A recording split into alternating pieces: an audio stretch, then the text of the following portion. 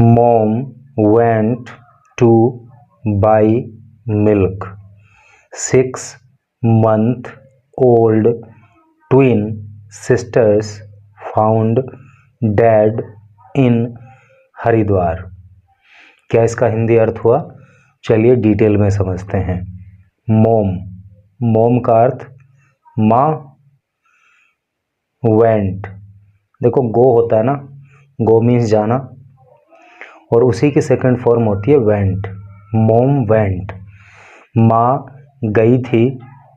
Two by, by का अर्थ होता है खरीदना, खरीदने के लिए। मिल्क, मिल्क मतलब दूध, तो माँ दूध खरीदने गई थी। तो क्या हुआ?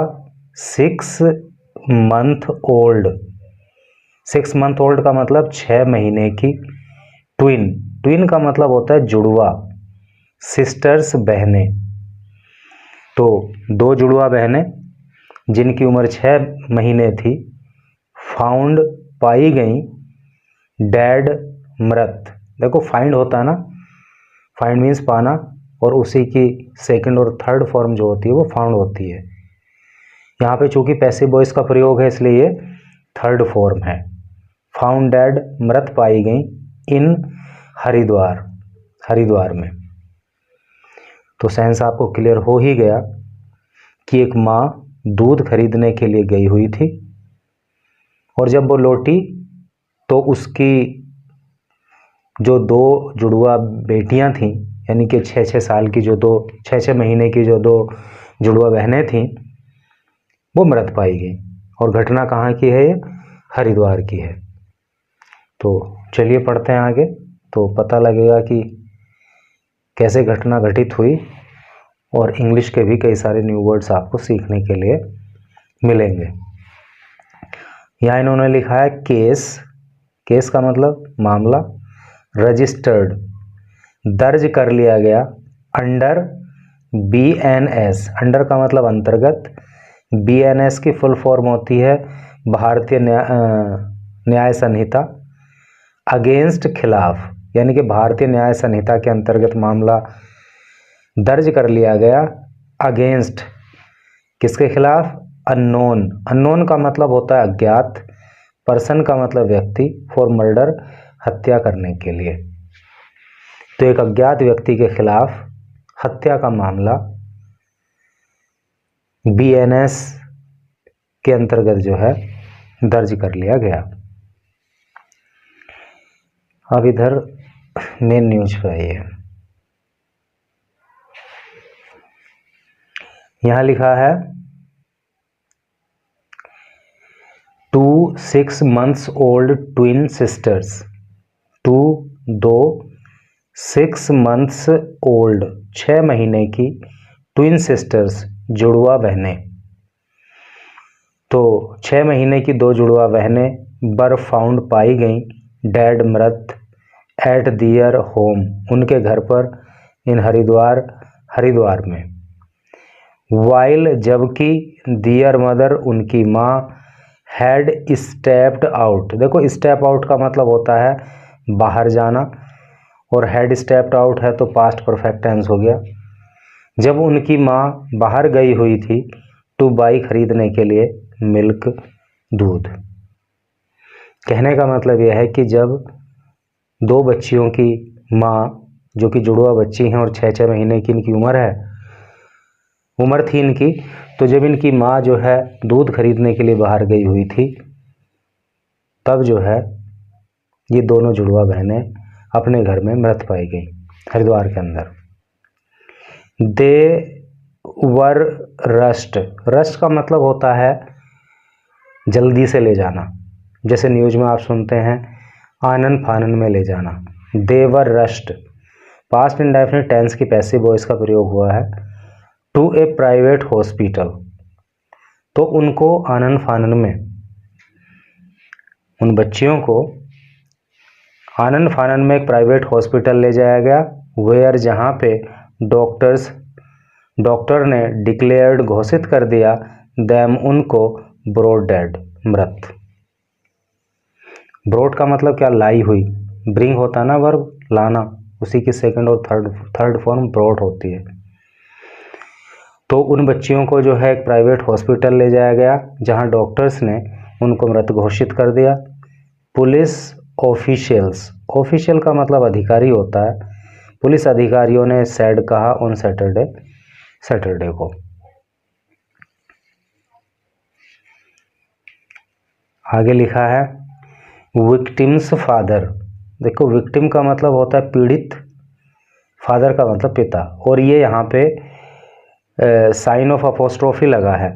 देखो इसका एक गेम क्या होता है, जैसे अपोस्ट्रोफी ऐसा आप पढ़ते हो ना कि ये ऐसे करके कोमा लगा के, ये साइन ऑफ अपोस्ट्रोफी इसको कहते हैं, ऐसे लगा के एस लिख देते हैं तो ये अपोस्ट्रोफी एस कहलाता है। तो इसका मतलब ये केस ऑफ पोजेशन होता है और इसका हिंदी अर्थ का की के ऐसे करके होता है। तो विक्टिम्स फादर, पीड़ितों का पिता, यानी कि जो बच्चियां अब मर गई हैं, मृत हैं, तो उनके पिता। तो इसका अर्थ काकी के जैसे हमने बताया। तो यहाँ पे एस क्यों नहीं लिखा है? असल में होता है क्या है कि जब नाउन ऑलरेडी यानी कि बहुवचन में हो, यानी कि उसमें एस लगा हुआ हो, वही विक्टिम का मतलब होता है पीड़ित, एक पीड़ित। जब उसको प्लूरल बनाया गया, क्योंकि यहाँ पे दो बच्चियों की बात हो रही है, तो विक्टिम्स करना पड़ेगा, उसको प्लूरल बनाना पड़ेगा, बहुवचन बनाना पड़ेगा, तो एस जोड़ना पड़ेगा। तो विक्टिम्स हो गया। अब यहाँ पे आपको अपोस्ट्रोफी एस लगाना है। तो ऐसे मामले में जहाँ पे नाउन में ऑलरेडी एस लगा हो, वो बहुवचन में हो, तो केवल ये साइन ऑफ अपोस्ट्रोफी लगा देते हैं, बाद में एस लिखने की ज़रूरत नहीं पड़ती। अगर ये एक बच्ची की बात हो रही होती तो ये एस यहाँ पे नहीं आता, फिर तो विक्टिम आता, एक पीड़ित की बात हो रही होती, और जब अपोस्ट्रोफी एस लगाते तो साइन ऑफ अपोस्ट्रोफी लगा के फिर एस लिखते। ठीक है, ये इसका मामला रहता है। विक्टिम्स फादर, पीड़ितों के जो पिता हैं, मृतकों के जो पिता हैं, जिनका नाम महेश सोलंकी है, फ्रॉम चंबा, जो चंबा के रहने वाले हैं, टिहरी गढ़वाल, यानी कि टिहरी गढ़वाल में जो चंबा है वहाँ के रहने वाले महेश सकलानी, जो इन मृतकों के पिता हैं। वर्क्स, वो काम करते हैं एट ए प्राइवेट कंपनी, एक प्राइवेट कंपनी में। यहाँ पे प्रेजेंट इंडेफिनिट टेंस का प्रयोग है। वर्ब जो है वो वर्क है, चूँकि कर्ता एक वचन है, यानी कि उन लड़कियों के पिता एक वचन है, एक व्यक्ति की बात हो रही है, इसलिए मेन वर्ब की फर्स्ट फॉर्म में एस जोड़ दिया गया है। तो ये चंबा के रहने वाले हैं और एक प्राइवेट कंपनी में काम करते हैं इन सिडकुल, हरिद्वार, हरिद्वार के अंदर सिडकुल में ये एक प्राइवेट कंपनी में काम करते हैं। ही लिव्ड, वो रहते थे, विद हिज वाइफ, यहाँ पे पास्ट इंडेफिनिट टेंस हो गया क्योंकि ही सब्जेक्ट हो गया और लिव की सेकंड फॉर्म लिव्ड हो गई, और जब मेन वर्ब की सेकंड फॉर्म आ जाती है तो वहाँ पे पास्ट इंडेफिनिट टेंस हो जाता है। तो ही लिव्ड, वो रहते थे, विद हिज वाइफ, अपनी पत्नी के साथ, एंड ट्विन डॉटर्स, और जुड़वा बेटियों के साथ, इन ए रेंटेड एकोमोडेशन। रेंटेड का मतलब होता है किराए का, एकोमोडेशन का मतलब होता है आवास। एक किराए के आवास में रहते थे इन धारीवाली एरिया, धारीवाली क्षेत्र में, under the Jwalapur police station, जो कि ज्वालापुर पुलिस स्टेशन के अंतर्गत आता है। देखो ये तो आपको यहाँ पता लग गया कि ये पास्ट इंडेफिनिट टेंस का सेंटेंस है, लेकिन साथ ही साथ आपको ये भी बता दूं कि प्रत्येक सेंटेंस में दो पार्ट होते हैं, एक सब्जेक्ट वाला पार्ट होता है, एक प्रेडिकेट पार्ट होता है। तो इसमें जो है ही, तो ये तो हो गया पार्ट सब्जेक्ट, और इसके आगे का जितना भी ये पार्ट है ये प्रेडिकेट हो गया। सब्जेक्ट वो होता है, देखो एक सेंटेंस होता है ना, सेंटेंस का मतलब क्या है कि सेंटेंस जो है वो शब्दों का एक ग्रुप होता है जिसका कोई मीनिंग निकलता है। ऐसा नहीं कि वैसे ही शब्दों को लिख दिया जोड़ तोड़ के, उसका कोई अर्थ ही नहीं बैठ रहा है, तो उसको सेंटेंस नहीं कह सकते। ये सेट ऑफ वर्ड्स है, ये सेट ऑफ वर्ड्स या ग्रुप ऑफ वर्ड्स आप कह सकते हो। सेंटेंस जो होता है वो शब्दों का एक समूह होता है जिनका एक जो है कंप्लीट अर्थ निकलता है। ठीक है, और उस सेंटेंस के अंतर्गत कितना, दो पार्ट होते हैं, एक सब्जेक्ट, एक प्रेडिकेट। तो यहाँ पे जो है ही तो है सब्जेक्ट और बाकी का जो है ये है प्रेडिकेट। सब्जेक्ट वो होता है जिसके बारे में बात हो रही होती है और प्रेडिकेट वो होता है जो सब्जेक्ट के बारे में बताता है। ठीक है, तो यहाँ पे ही सब्जेक्ट है, इसी के बारे में तो आगे बात हो रही है। ये पार्ट जो है बता रहा है कि ही क्या करता था, रहता था अपनी पत्नी के साथ और अपनी बेटियों के साथ। कहाँ पे, ये लोकेशन बता दिए। ये ग्रामर से रिलेटेड आपको बात मैंने बताई, आई थिंक कि आपको समझ में आ गई होगी। ऑन थर्सडे मॉर्निंग, थर्सडे की सुबह को, वाइल जब ही वॉज एट वर्क, जब वो काम पर गए थे उन बच्चियों के पिता, तो क्या हुआ, ही रिसीव्ड, उन्होंने रिसीव किया, रिसीव का मतलब प्राप्त करना, मिलना, तो उन्हें मिला एक कॉल, अर्थात उन्हें एक फ़ोन आया, फ्रॉम हिज वाइफ, उनकी पत्नी से, यानी कि उनकी पत्नी ने उनको फ़ोन किया, इन्फॉर्म का मतलब सूचित करना, और फ़ोन कॉल के माध्यम से उनको सूचित किया गया दैट की दियर डॉटर्स, की उनकी बेटियां हैड बीन हॉस्पिटलाइज्ड, कि उनकी बेटियों को हॉस्पिटलाइज किया गया है, उन्हें हॉस्पिटल में भर्ती किया गया है। देखो यहाँ पे पास्ट परफेक्ट टेंस की पैसिव वॉइस है क्योंकि हैड बीन आ गया है, मेन वर्ब की थर्ड फॉर्म आ गई।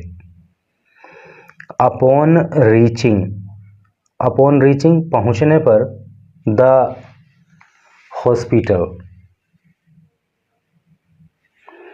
हॉस्पिटल पहुँचने पर, डॉक्टरों ने कन्फर्म्ड, पुष्टि कर दी, कन्फर्म का मतलब स्पष्ट बता देना या पुष्टि कर देना, तो डॉक्टर्स ने पुष्टि की दियर डेथ्स, उनकी मृत्युओं की, यानी कि उन बच्चियों की मृत्यु की पुष्टि जो है डॉक्टर्स ने कर दी। SHO of Jwalapur police station, SHO की फुल फॉर्म पहले भी बहुत बार बता चुके हैं, स्टेशन हाउस ऑफिसर होती है।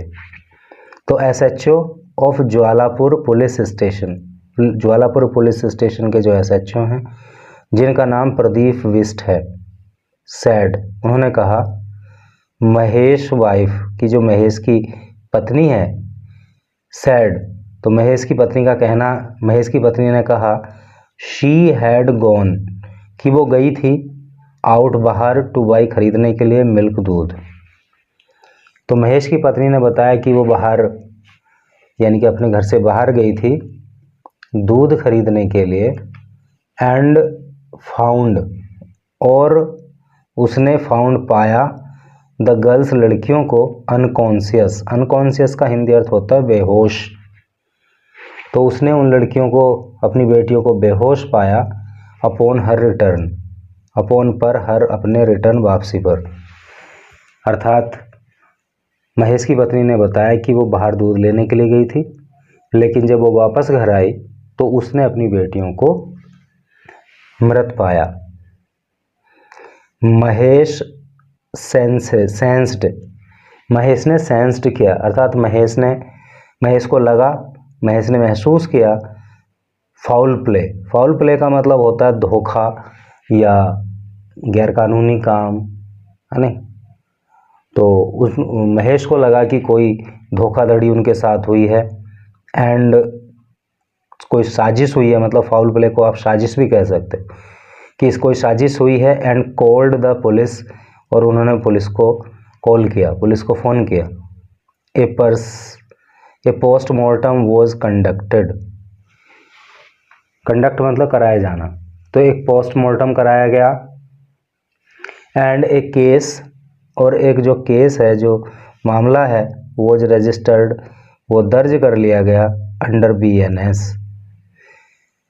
भारतीय न्याय संहिता के अंतर्गत, और कौन सी धारा में हुआ, 1031, जो किस लिए अब लगाई जाती है, पनिशमेंट ऑफ मर्डर। जैसे कि पहले जब इंडियन पीनल कोड था तो 302 धारा लगती थी, तो अब BNS में धाराएं चेंज का नंबर चेंज हो गया।